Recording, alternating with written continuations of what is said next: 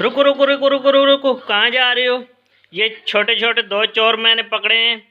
ये देखे जी, ये मैं यहाँ पे काम कर रहा था यहाँ पे, तो इन्होंने कोई चीज़ चुराई है। क्या चुराया है बेटा? दिखाओ मुझे।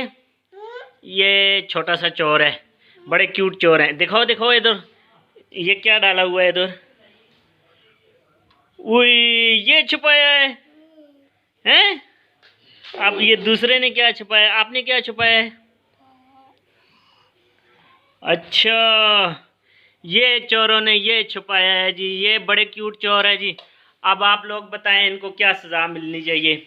मैं यहाँ पे काम कर रहा था, मेरा सामान यहाँ बिखरा पड़ा है, तो ये मैं बाहर काम कर रहा था तो अंदर ये चोरियाँ कर रहे थे। बड़े क्यूट चोर हैं। अब इनको क्या सज़ा दे, कमेंट्स में आप ज़रूर बताएं मुझे।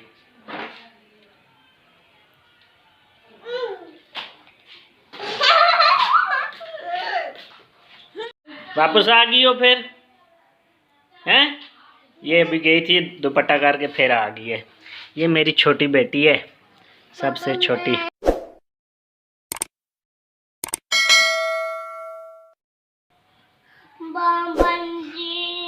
जी बेटा।